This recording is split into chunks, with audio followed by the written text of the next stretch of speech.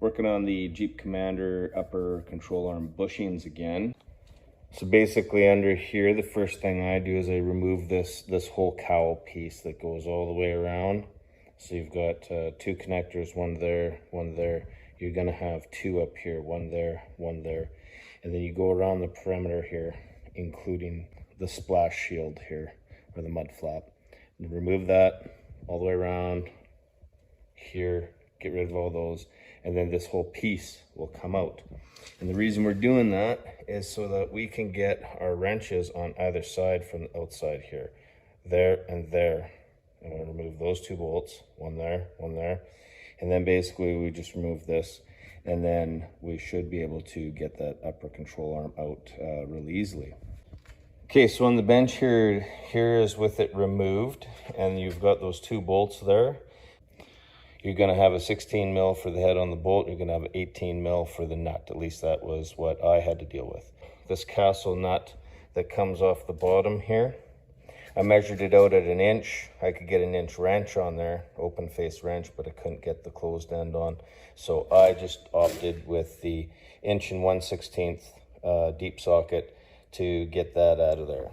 Once you remove those 3 bolts, now you give that a crack with a rubber hammer. Loosen that out of the steering knuckle that it's pressed into or tightened into, and then this thing will come out.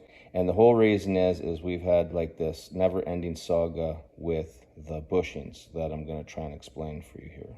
So originally we had our original bushings here that failed. This rubber had failed. The inside piece was loose. You could actually press it out by hand. So this arm was squeaking and making noise when you're driving and everything. Now, this is not the factory upper control arm. There's a lift kit put on this Jeep. I was trying to find a replacement bushing. I tried to use the factory replacement, and that didn't work. I ended up, for the sake of time and everything like that, I built my own bushings. So these here are the ones that I've built. And I'm actually happy to be able to tell you, they're still holding up really well. So, and that is all kind of temperatures. We've got hot summers, cold winters. We've got on-road, off-road. We've got all the water corrosion, everything like that. So they're holding up really well. That ended up being a more labor-intensive fix, but I couldn't get the bushings, so I had to build something to make it work. Okay, what I ended up doing was I got a hold of this PDF here for bushings, and these were the measurements I was going with. Now, when I measured the width here, this was roughly my measurement for the width, or the information that I was going with to try and find a bushing that was close within that range there. And also here we have our outside diameter of the bushing there. If we take a look in this literature here, you can flip through every page, and this comes close, but these dimensions are wrong. So this, we want a straight through, basically like this bushing here. It doesn't taper down anywhere, so we want straight through, and that's what's indicated here by this number. There's no step down. These are basically the step down numbers. So these are close. That is not. Nothing on that page. Nothing on that page. We have one here again, which is close. Step down, no good. And actually, these are the same measurements as the one on the previous page. Nothing there. And then these are cross-reference numbers.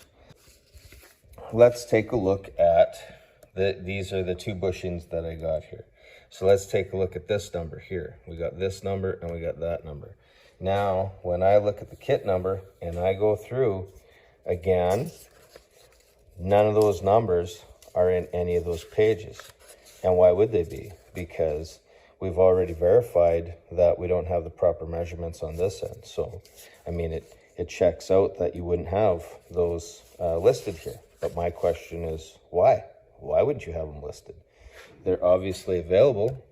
This one's available, this one's available. I bought them, but they aren't in here. So This is an example of when you're doing your homework and you're looking for the supplier and you're looking up the supplier information and you still run into a dead end. What I ended up doing was I tried to do my best to find the proper bushing, and then I came up with these two here. Notice that I had to look up the bushing.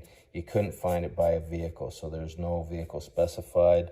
So and again, you can only go by the information that's provided on the computer screen, and some of these parts have zero information, some have some information, and even the information that's provided may or may not help you. Here we are back again, and basically when I said that this one could work in a couple different ways, what we could do is we could in fact press that on, and if it still fits in the space provided, it will work. Or we would just try to center that without bottoming the flange to the side of the A-arm here. We could also do that. So those are two options here to use this bushing, but again, we would have to get a larger bolt. This one here ends up being the factory replacement, and so therefore when you press that on there, you can press it on, I suppose, either way, whatever you choose there, as long as they're kind of matching. If you're going to have this flange on the outside, you'd want it again on the outside over here. Or if you choose to put it on the inside, same kind of difference, right? Either way, you're going to have this flange, this up against the metal in the Jeep, and then you have this pressed into the arm here. This bushing here would provide a little extra support because you've got support from here to here, all the way across. And also too, when I built this, the idea is that it basically, when you tighten this bolt up with the frame, and you tighten that up, this is basically, you know, you want this full contact from here to here. Now, you can snug it up. You don't want to like tighten it too much because you still want this to move. It's going to rotate on the bolt. Further to that, take a look at your bolt here. Now you've got a raised flange on this side. It steps down and then it goes to the threads. What I would prefer to see mechanically is that the shank would go all the way through here. The inside bushing is not riding on this smaller diameter here and these threads. It could be a smaller diameter for clearance purposes, but I'd want it to be the same diameter all the way through. And you can see how thin that is, right? Engineering wise, I'm not excited about that. And you know, I would have at least liked to see another piece of metal that was tacked on there just to kind of give it a little more support. And this one over here is just as thin. And then your bolt would go in like this. Actually, the way it's installed is the head is on the outside and the nut is on this side. Use that for example. This part goes into the bushing and then it necks down to this here. What I started off with was I built my own bushing. What this ended up being, it was just a piece of pipe nipple, and then I got some hockey pucks, and then I kept the original bushing from the center of the old one there, and then I machined the rubber from the hockey puck, and then I basically kind of pressed this all together. This one is still good and tight. There's nothing wrong with this one, but the other ones had failed, so I was trying to replace all of them to the same thing again. Kind of impressed that worked out for me, but labor intensive, right? And the reason I did that was I needed the vehicle. I couldn't wait around trying to source the parts, so I spent a weekend coming up with that and building it. So this bushing here represents that one right there, where it goes all the way across. Here's the old one. So I was taking the measurements off of this old one that I cut out and removed and everything. And then what I did was I got this one, I sourced this one as a replacement. Now, as you can see, we've got a little more meat there, and it possibly comes past there a little bit. Now, the mistake that I made was I didn't measure the inside piece. I'd used these, because I didn't measure the inside piece, because I had used these to build this one, so they weren't available. So this actually went into here, and so instead of this bushing being that wide, actually when you set it down, it ends up kind of looking more like that. Or if this is evened out on both sides of that, like this, somehow. Anyway, that was my mistake. I sourced this out. This is the bushing that I got, and these are what I just installed into the vehicle. That bushing represents this one here. Now, what I thought was going to end up happening when I installed those bushings, I thought we're going to get a condition like this, where the bushing would touch the outside edges of where it gets installed.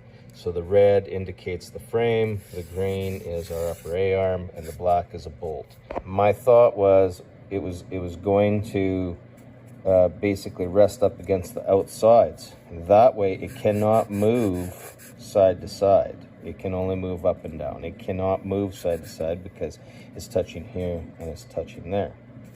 What we ended up with was this condition here where this is not touching either side. It's basically like you could have this side touching there, but then it may or may not be touching here. This moves back and forth. So when you drive the vehicle, is this moving back and forth and it's moving up and down like it's supposed to? You can't have that. These aren't going to work. The reason they aren't going to work was because they weren't wide enough. We needed it this wide to take up all the space in between our frame here. So my previous ones, they were working fine because they took up that space. I sourced out this one here, and here it is. So here's our bushing. Now if we compare that to the one that I built, it's longer, like it's wider, right? This basically, the diameter here and here is very close. This is a little larger, but it's very close. And I'm confident that it's going to press in there because this is rubber, and all it'll do is that'll press in and it'll just put more tension and pressure onto the center rubber here. Because the center piece is a larger steel, it's not going to affect that whatsoever, but it will put more squish in between this metal and this metal here, if it is. And what do we talk about for numbers? Possibly 20 thou or less. I think that it's going to work just fine. Problem is though, it's too wide. What I did was I machined off the end. I machined this piece off to make it flush with the rubber, and then I machined the rest of the material off on this side to get our same dimension here. I machined this end and I machined this end, and so now we're left with the same dimension. So that part's solved. Next problem was, so the fastener we had in here was metric. I was hoping that maybe we could switch that over to 1/2 inch. So this is the one that I haven't machined. This was one of the 4 that I got, and as you can see, there's a little crease in there, right? So it looks like it was kind of press formed or something like that. So these look like they take a 9/16. So this is the factory one that I bought. 9/16 fits in there, no problem, right? This one, no. This one here, it didn't fit, and then I drilled it out to 9/16. What we have here is we've got 3 of them that don't accept the 9/16 and 1 of them that does. So either this one is wrong and oversized, or these are wrong and undersized. This is an example of quality control nowadays, right? So inexperienced person would, they'd be frustrated because their parts aren't fitting the way they're supposed to fit, right? Like, in no way should you have to ream out your center holes on bushings to accept your bolts. But again, this is the world we live in now. There's quality is lacking, we'll say. So moving forward, we don't want our upper A-arm to move back or forth. This was the solution I came up with. It worked. We know it works. It's actually pretty quiet. The wife said that the Jeep didn't make any noise or anything like that at all. So what we're going to do is we're going to take these ones here that we've machined down to fit, and we're going to use those. Problem being, now you can't bottom that edge onto here because it's likely not going to work. What I'm going to do is the same as I did there. I'm just going to try and center it on the bushing there, and then we're going to reinstall it. As this is a bushing, you want the shank of your bolt to support that whole bushing in there, right? So basically I'm looking for a bolt that has a long enough shank in here to basically support our bushing. When we're bolting this on, we don't want this tight. If you tighten that too much, then you compromise the movement of the bushing in the frame here, and we don't want that. We want it snug, right? We don't want it making noise that it's moving, but we want it snug, but we also want this to be able to turn in between these two pieces here. To do that, I'm going to go with a nylon locker here, and then that'll get us to where we want it, and that'll keep it there, so it's not going to back off and come off of there. Okay, so here's it installed with that bushing that I put in there. Now I'd be happy with this if the other side looked the same as this does. Then you know that your upper A-arm isn't moving back or forth. As we look over on the other side here, you can see that space in between the frame and the bushing. You can't have that. You can't have your upper A-arm moving horizontally on these bolts. I recognized the problem right away, but since I went through all that work, we took it for a drive, and I'm telling you, you notice it. It makes a lot of noise. So we're gonna put those new bushings in there. It's gonna take up all the space on either side, right there and right there. The last thing is I don't like the thickness of the body metal there. I feel that there probably should be more support. Just want to show the progress so far with our project here. We had to remove our strut assembly, so there's 4 bolts on the top. Those are 3/4. The large bolt on the bottom, that ended up being a 15/16 in my case. I just got a hammer and a drift, and we punched that bolt out. We got the bottom supported with the jack there, and we have to let that down in order to get our strut assembly out. Once it's out of the way, then we can use our welder over here to weld in some support steel for our upper A-arm and our bushing assembly. Okay, so what I had to do inside here was I had to remove, there's about 3 10 mil bolts here. There's one there, and one here.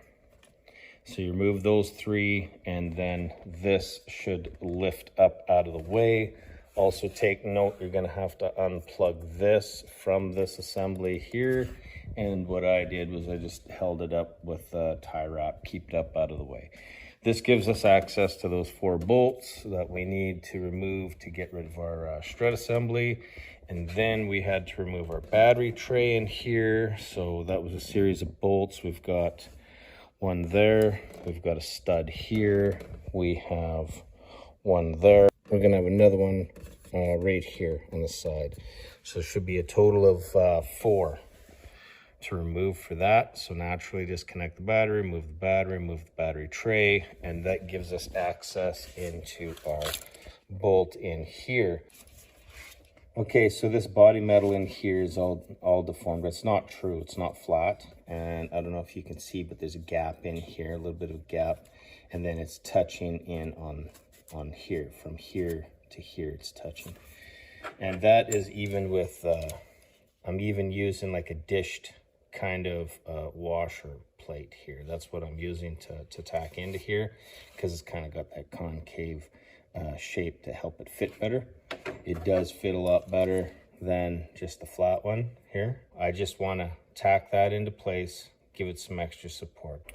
First and foremost, we want to make sure that our new bushing is going to fit. So we test fit in there, and that's going to fit. That's good, no problem. What we had to do was we had to also, when we removed that coil spring strut assembly there, we needed this space in here because we had to use our step drill to to drill those holes. So we come in here, we get that one, we come in there, we get that one, we come in from here, we get that one. And then this one in here was a little more difficult, but we're still able to come in from the outside and get that. We're gonna drill those with the 9/16, and then we wanna, after we've done that, we wanna make sure our bolt fits in there really well.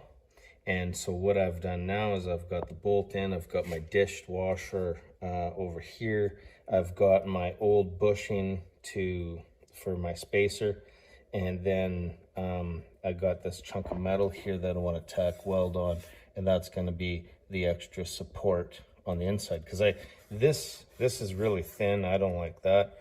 This is better, it's thicker, probably twice the size of that, but still, if I'm going to do this, I'm going to add some extra metal, make it a little stronger. What I'm going to do is I'm going to tighten this up, get that all tightened in there, and then I'm going to do the same thing, and I'm just going to get where I can get at it. I'm going to do some stitch welding in here. I'm not going to be able to get into the back, but I'll get as far at the top as I can, and I'll just work my way around, and probably maybe get, try to get like 3 or 4 really good stitches in there.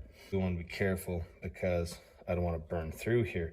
Originally, I wanted to have a piece of metal on the backside as a heat sink, but my clamp is too large and it doesn't fit in there. And also, it's just deep enough in there that my vice grips won't bite it. Just gonna have to kind of do smaller tacks, make sure that we don't burn through as we're doing that.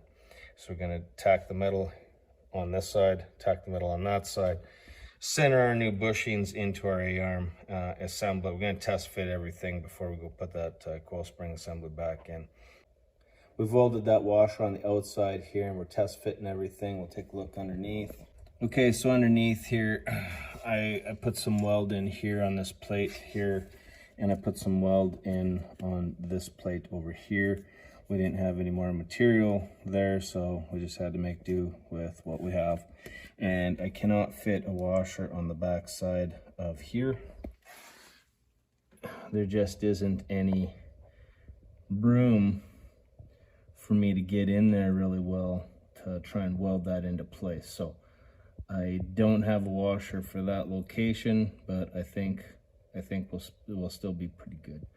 And we test fit everything, and we got it in place, and everything seems to be working pretty good. So right now is the time to test everything. If you have anything wrong here, like if these bolts are not going in easily, now's the time to, dress up them holes, ream them holes, do whatever you need to do to make sure that the bolts go in easily.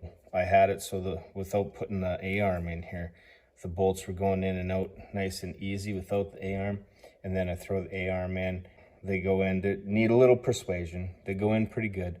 We gotta tap them in. They're a little bit snug, a little bit tight, but there's nothing wrong with that, as long as there's no struggle to try and get them in and out. This is the final result here. We've got our A-arm in place. It's not gonna be moving back and forth anymore. We've got some actual bushings. Part number for those bushings is K80099.